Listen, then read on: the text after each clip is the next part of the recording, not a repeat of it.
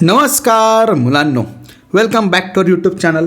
आज मराठी उपयोजित लेखनाचा शेवटचा प्रश्न जो की तुम्हाला 8 मार्कांना येतो आणि त्यातला एक सब क्वेश्चन जो असेल प्रसंग लेखन, आणि तुम्ही बोर्डमध्ये प्रसंग लेखनच लिहा. बघा, आत्मलेखन आणि वैचारिक लेखन ह्याच्यामध्ये आउट ऑफ मार्क पडतील याची गॅरंटी नाही आहे, पण प्रसंग लेखन जर तुम्ही मुद्देसूर लिहिलं तर तुम्हाला आउट ऑफ मार्क सहज पडतील. अजून एक महत्त्वाचा प्रॉब्लेम काय की बाकीचे जे 2 टाईप आहेत त्याच्यामध्ये पुस्तकी भाषा खूप जास्त प्रमाणात वापरावी लागेल. या ठिकाणी पुस्तकी भाषा कमी प्रमाणात जरी वापरली तरी पण चालेल. त्यामुळं बेटर वे काय असेल तर प्रसंग लेखन लिहा. आणि प्रसंग लेखन दुसरं तिसरं काही नाही आहे, जी आपली बातमी असती ना त्या बातमीसारखंच लिहायचं असतं. बातमी फक्त थर्ड पर्सन असतं आणि प्रसंग लेखन फर्स्ट पर्सन असतं. एवढं सिंपल आहे. कळलं नक्की? चलो मग आज ह्या व्हिडिओमध्ये प्रसंगलेखन कसं लिहायचं म्हणजे आपल्याला ते 8 पैकी 8 मार्क मिळतील हे डिटेलमध्ये समजून घेऊ. सोबतच या चॅनलवरती मराठीचा प्रिपरेशन प्लॅन बाकी सगळे व्हिडिओज अपलोड झालेले आहेत. त्याच्या प्लेलिस्टची जी काही लिंक आहे ती मी ह्या व्हिडिओच्या डिस्क्रिप्शनमध्ये टाकून देतो. नक्की ते व्हिडिओ बघून घ्या, म्हणजे तुमचे ते सगळे मार्क पक्के होऊन जातील. करायचं मग सुरुवात. हां, पण अजून एक गोष्ट, चॅनलवर फर्स्ट टाईम असाल नक्की सबस्क्राईब करा. व्हिडिओ एंडपर्यंत बघा, म्हणजे आजच्या आज या सगळ्या गोष्टी तुमच्या क्लिअर होऊन जातील. बघा, प्रसंगलेखन लिहिताना कुठल्या कुठल्या गोष्टींची काळजी घ्यायची आहे पहिलं ते समजून घेऊ. 8 मार्कांना प्रश्न आहे, बरोबर. 8 मार्क म्हणजे ऑलमोस्ट 1.5% झाले आणि हे मिळाले पाहिजेत. मग त्या दृष्टीने थोडंफार काही महत्त्वाच्या गोष्टी आहेत त्या समजून घेऊ. सगळ्यात पहिली गोष्ट, स्वतःच्या विचाराने लिहायचं आहे, स्वतःच्या शैलीमध्ये लिहायचं आहे. नंतर लेखनाची रचना ही मुद्देसूर पाहिजे. मुद्देसूर म्हणजेच काय, जो प्रसंग आपण लिहिणार आहोत तो प्रसंग कसा घडला आहे, त्याच्या जे काही घटना असतील किंवा जो काही प्रसंगाचा सिक्वेन्स असेल तो मेंटेन राहिला पाहिजे. त्यानंतर सुरुवात ही नेहमी आकर्षकच पाहिजे. आता तुम्ही ते रीलवरती शॉर्ट्सवरती बघता ना, एखादी सिच्युएशन सांगत असतात, मग सुरुवातीला सस्पेन्स क्रिएट करतात, म्हणजे तुम्हाला थोडंसं अट्रॅक्ट केलं जातं आणि तुम्हाला एंडपर्यंत ठेवलं जातं. अगदी त्याच पद्धतीने आपल्याला आकर्षक सुरुवात करायची. त्यानंतर भाषा ही विषयाला शोभेल अशी पाहिजे. सिंपल असेल तरी पण चालेल. समाजातील संदर्भ, मोठ्या व्यक्तींचे विचार, चालू घडामोडी यांचासुद्धा तुम्हाला उल्लेख करायचा आहे. आता हे सगळं तुम्हाला नोन आहे, बरोबर ना. सोशल मीडियामुळं तुम्हाला सगळ्या ह्या गोष्टी माहिती आहेत. मग तेच जे आपल्याला माहिती आहे ना तेच आपण पेपरमध्ये लिहू शकतो. त्यामुळं मी सांगितलं की प्रसंगलेखन लिहा, हे लिहिणं एकदम सोपं आहे. त्यानंतर पुढं काय करायचं आहे, भाषा सुंदर पाहिजे, अर्थपूर्ण पाहिजे, रचनात्मक म्हणी आणि वाक्यप्रचार. म्हणजे थोडक्यात काय, मराठी व्याकरणाचा आपल्याला पुरेपूर वापर करायचा आहे. क्लिअर? नक्की. मग आता प्रसंगलेखन लिहिण्या अगोदर आता मी तुम्हाला काय सजेस्ट करतो ते नीट समजून घ्या. प्रसंगलेखन एक्झाममध्ये जाऊन लिहिताना विचार करणं हे एकदम चुकीचं आहे. बेटर वे काय तर जेवढे काही PYQ आले होते सगळे PYQ उचला. त्याच्यामध्ये जेवढे काही प्रसंगलेखनाचे प्रश्न होते ते नीट बघा आणि त्याचे मुद्दे एक्झामला जायच्या आधीच ठरवून ठेवा, म्हणजे एक्झाममध्ये विचार करताना टाईम नाही जाणार. मग आता पहिली गोष्ट, सुरुवात कशी करायची, काय करायची ते 1 by 1 समजून घेऊ. प्रसंगाबद्दल सुरुवातीचा एक सुविचार लिहा किंवा एखादं वाक्य लिहा किंवा त्या प्रसंगाबद्दल कमीत कमी परंतु पुस्तकी भाषेमध्ये माहिती द्या. हे झालं पहिला परिच्छेद. आता बघा, प्रसंगलेखन तुम्हाला 8 मार्कांसाठी असल्यामुळं तुम्ही मिनिमम 1.5 पेज म्हणजे 1.5 पान लिहिणं खूप जास्त गरजेचं राहील. त्यामुळं 1.5 पेजानुसार आपल्याला मुद्दे ठरवावे लागतील. मग पहिल्या परिच्छेदामध्ये हे आलं. दुसऱ्या परिच्छेदामध्ये काय करायचं आहे, प्रसंगाची व्यवस्थित मांडणी करायची. मग त्यासाठी जे काही मुद्दे असतील ते अगोदरच ठरवून ठेवा. कमीत कमी 8-9 मुद्दे ठरवा आणि डोक्यात ठेवा प्रत्येक मुद्दा जो काही असेल तो तुम्ही 4 ते 5 लाईनमध्ये रिप्रेझेंट करणार किंवा 4 ते 5 ओळींमध्ये मांडणार. म्हणजे बघा, 4 ते 5 ओळी म्हणजे कमी नाही झाल्या. आराम के साथ 8-9 मुद्दे जरी म्हणलं तरी तुमचं एक फुलस्केप आणि थोड्या पुढच्या 4-5 ओळी सहज भरून जातील. त्यामुळं मुद्दे आधी ठरवा. त्यानंतर पुढची स्टेप काय असणार आहे तर ती म्हणजे प्रसंगातून तुम्हाला भेटलेला संदेश, बोध किंवा त्या प्रसंगाबद्दल अजून काही एक्स्ट्रा लिहिता येतं आहे का हे लिहायचं. आता नीट जर समजून घेतलं तर पहिलं जे काही सगळं होतं, पहिले 2 परिच्छेद जे काही होते हे त्या प्रसंगामध्ये काय घडलं, कसं घडलं त्याबद्दल होतं. आता शेवटचा परिच्छेद जो असणार आहे त्या प्रसंगामुळं तुमच्या विचारांवरती कुठला प्रभाव पडला, तुम्ही त्यातून काय शिकलात किंवा तुम्ही दुसऱ्याला काय सांगू शकता त्या प्रसंगाबद्दल हे लिहायचं आहे. क्लिअर झालं? नक्की समजलं? चलो आता बोर्डचं एक एक्झाम्पल घेऊया, म्हणजे प्रसंग लेखन तुमचं नीट तुम्हाला समजून येईल. बघा, प्रश्न काय दिला होता? साधना विद्यालय धुळे, इयत्ता 10वी, शुभेच्छा समारंभ म्हणजे सँड ऑफ. दिनांक दिलेली आहे, वेळ दिलेली आहे, अध्यक्ष कोण होते ते सांगितलं आहे, प्रमुख पाहुणे कोण होतं ते देखील मेन्शन केलं आहे. आता काय सांगितलं?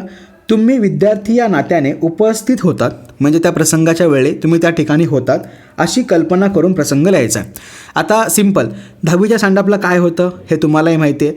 तुमचा शाळेचा शेवटचा दिवस असतो, मग सगळ्या आठवणी तुम्हाला पहिलीपासूनच्या 10वीपर्यंतच्या सगळ्या आठवतात, बरोबर. नंतर प्रमुख पाहुण्यांचं भाषण होतं, विद्यार्थ्यांचं भाषण होतं आणि थोडे इमोशनल होता तुम्ही. मग हेच सगळा सिनॅरिओ तुम्हाला या ठिकाणी मेन्शन करायचं आहे. मग लिहिलं कसं ते बघा. पहिला परिच्छेद व्यवस्थित लिहायचं, एकदम सिस्टमॅटिक वेमध्ये, काही सोडायचं नाही आहे. इयत्ता 10वी, शुभेच्छा समारंभ टायटल आलं. मग सुरुवात, दिनांक 4 फेब्रुवारी, वेळ सकाळी 10 वाजता. आज धुळे येथील आमच्या साधना विद्यालयामध्ये इयत्ता 10वीच्या विद्यार्थ्यांचा शुभेच्छा समारंभ होता.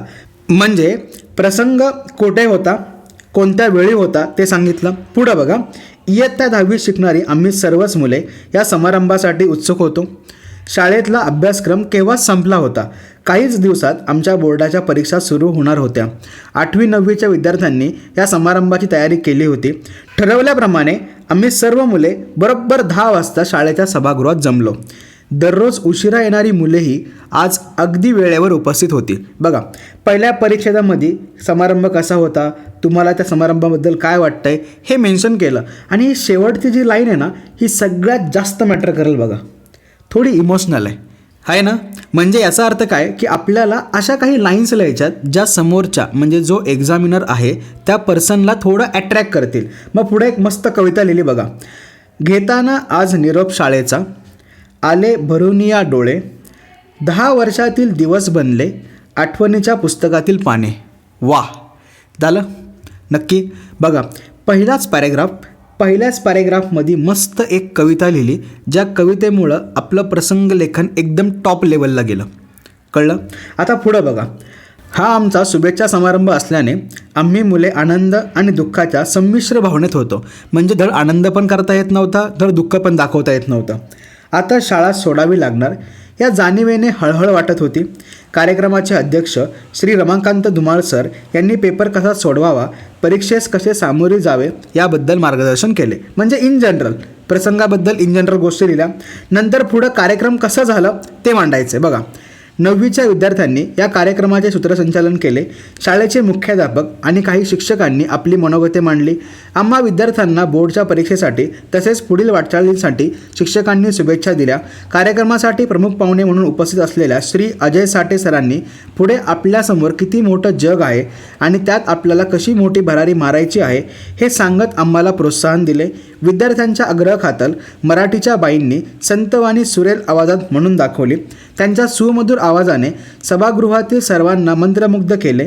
9वीच्या काही विद्यार्थ्यांनी गाणी म्हटली तसेच नाटुकली सादर करून दाखवली. आम्ही सुद्धा या मनोरंजनाचा पुरेपूर आस्वाद घेतला.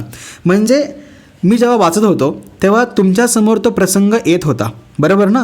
आणि एक रूपरेषा होती की हां, हे असं घडलं, मग असं झालं, त्यानंतर हे असं झालं. या सगळ्या गोष्टी आपल्याला त्या एकदम खेचून मांडायच्यात, म्हणजे समोरचा वाचत राहिला पाहिजे. पुढे बघा.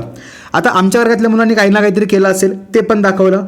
आमच्याच वर्गातल्या काही 10वीच्या विद्यार्थ्यांनी शाळेप्रती आणि शाळेतील शिक्षकांप्रती आपले मनोगत व्यक्त केले. अनेक गोड आठवणींना उजाळा मिळाला आणि मनही भरून आलं. शाळेतल्या शिक्षकांबद्दल तसेच शाळेबद्दल कृतज्ञता व्यक्त करताना शब्दच कमी पडत होते. आमच्या वर्गाच्या वतीने आम्ही शाळेसाठी आणलेली भेट मुख्याध्यापकांच्या हाती सुपूर्द केली. बालवाडी ते 10वी असा 12 वर्षांचा प्रवास या शाळेत झाला होता. आता ही शाळा सोडायची हा विचार सहनच होत नव्हता. पहिल्या दिवशी शाळेच्या वर्गात आलो तेव्हाही डोळ्यात पाणी होतं आणि शाळेचा निरोप घेतानाही डोळ्यात पाणी होते. सस्पेन्स, इमोशनल सगळ्या गोष्टी दाखल्यात बघा. अनेकदा शाळेत जाण्याचा कंटाळा यायचा, दांडी मारून सुट्टी घ्यायचो. पण आज मात्र शाळेबाहेर पडताना पावले जड झाली होती. शाळेने आम्हाला शिकवले, घडवले, विविध कलागुणांना प्रोत्साहन दिले, नीतिमूल्यांची, संस्काराची शिकवण दिली. या शिदोरीवर आम्ही बाहेरील अफाट विश्वात आता पाऊल टाकणार होतो. म्हणजेच शाळेप्रती आपली भावना, जेवढ्या काही इमोशन्स होत्या त्या सगळ्या या पॅराग्राफमध्ये मांडल्या. कळलं नक्की? समजलं. आता शेवट करायचा होता. मग शेवट कसा केला बघा. सभागृहातून आम्ही सर्व मुले बाहेर पडलो, पण वर्गात जाण्याचा मोह आम्हाला आवरता आला नाही. वर्गातल्या बाकांवर, भिंतींवर, फळ्यांवर आम्ही प्रेमाने हात फिरवला. आमच्या शिक्षकांचे आशीर्वाद घेतले, मित्रमैत्रिणींना गळाभेटी दिल्या आणि अत्यंत जड अंतकरणाने शाळेला निरोप दिला. अनेक वर्षांच्या आठवणी आणि पुढील प्रवासाकरता शुभेच्छा सोबत घेऊन आम्ही शाळेबाहेर पडलो. जर तुम्ही असं प्रसंग लेखन लिहिलं ना, तर एक काय तुमचा अर्धा मार्क पण जात नाही. पण त्यासाठी ह्या सगळ्या गोष्टी तुम्हाला मुद्देसूर मांडता आल्या पाहिजेत. किती सिंपल आहे, बरोबर. आता जेव्हा मी वाचत होतो तेव्हा तुमच्यासमोर तो सिनारिओ, त्या सगळ्या गोष्टी इमॅजिन झाल्या, डोळ्यासमोर ते चित्र फिरलं. एक्झॅक्टली तुमच्या लिखाणात पण ती जादू पाहिजे. तुम्ही लिहिलं आहे पण समोरचा इमॅजिन करतोय, फील करतोय. कळलं नक्की? समजलं? चलो, आता हे अजून एक प्रसंग लेखन होतं बघा. आदर्श पुरस्कार सत्कार समारंभ आपल्या शिक्षकांना मिळाला आहे, त्याच्यावरचं हे काय आहे, प्रसंग लेखन आहे. ह्याचा फोटो घ्या, व्यवस्थित वाचा, म्हणजे तुम्हाला समजून येईल. घेतला? नक्की. अजून तुमच्यासाठी प्रॅक्टिससाठी 2 क्वेश्चन्स आणलेले, ह्याचा पण स्क्रीनशॉट घ्या. घेतला? नक्की. आता अगोदर जसं मी सुरुवातीला सांगितलं होतं की आधी मुद्दे ठरवा. जोपर्यंत तुम्ही मुद्दे नाही ठरवणार ना, तोपर्यंत तुम्ही लिहू नाही शकणार. त्यामुळं तो कार्यक्रम कसा झाला असेल हे इमॅजिन करा, मुद्दे ठरवा आणि काही महत्त्वाचे पुस्तकी शब्द घ्या आणि त्यांना वाक्यांमध्ये टाकून मस्त वाक्य तयार करा आणि ट्राय करा की तुम्ही जे लिहिताय ते समोरच्याला इमॅजिन झालं पाहिजे. कळलं नक्की? समजलं? प्रसंगलेखन कसं करायचं, काय करायचं, आयडिया आली व्यवस्थित? चलो, व्यवस्थित प्रिपेअर करा. काही डाऊट असेल तर कमेंट सेक्शनमध्ये नक्की विचारा. सगळे टॉपिक तुम्हाला दिलेले आहेत. मराठी उपयोजित लेखन पूर्ण झालं आहे, व्याकरण पण झालं आहे, गद्य विभागसुद्धा झाला आहे, पद्य विभागसुद्धा झाला आहे.